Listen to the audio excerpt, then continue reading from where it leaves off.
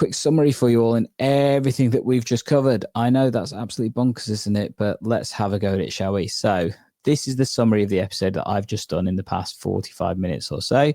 So initially started with a news roundup, which talked about the various different news stories that we picked out from latest things, including the vaccination changes. So as of yesterday, the NHS England have approved that vaccinations and screening will be delegated to ICBs to deliver moving forward rather than done on a national framework.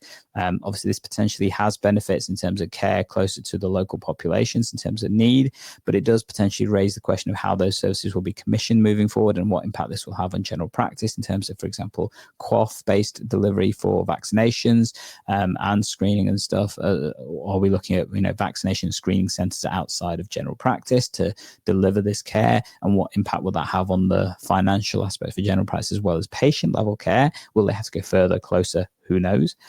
We then covered a news story talking about the use of AI by clinicians and how they are seeing the positive aspects of it, but recognizing the data security aspects as well and the concerns that may hold.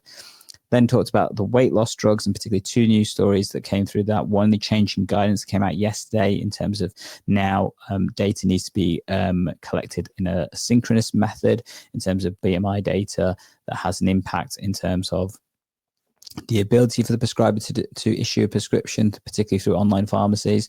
But then compounding on that is a separate article that came out talking about the indemnity risk of practices who do not engage in that side in terms of checking with the providers in terms of whether or not they have the correct consent process, but then also should they be sharing information on patient safety as well. So well worth a listen to that particular section. You can have a look down below. I'll put the timestamp so you can go back and have a listen to that. We then moved over to our NHS publications corner, where I covered some extra news stories, in particular a review of the mental health guidance that came through out of the Valdo Calcane issue. News story, sorry, my mind's gone there, in terms of the mental health reviews for Nottingham in particular, being a local story. And then talking about the neighbourhood health plan that came out just about a week or so ago, major plan that potentially has impact, I think, particularly in what general practice will need to do, which focused on the change in direction I think the government has in terms of footprints and what people will need to understand about how healthcare is going to be delivered, particularly in 25-26.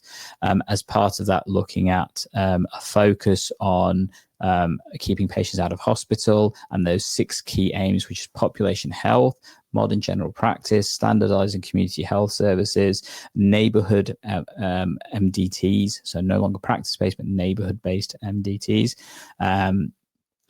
care closer to the home in terms of things like, step up and step down beds, and then finally urgent community response aspects in terms of community response and other aspects of care that will help patients potentially stay at home. And there's a big focus there. All of that twinned with aspects of support, focusing on the high index users, and the NHS app is repeatedly mentioned throughout all of that. We then briefly covered the operational guidance, which myself and Andy will probably cover in a separate episode.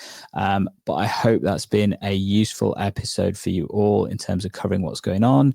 I would like to mention, if you are still joining us, like the 100+ live viewers currently are, absolutely let me know what you think down below, because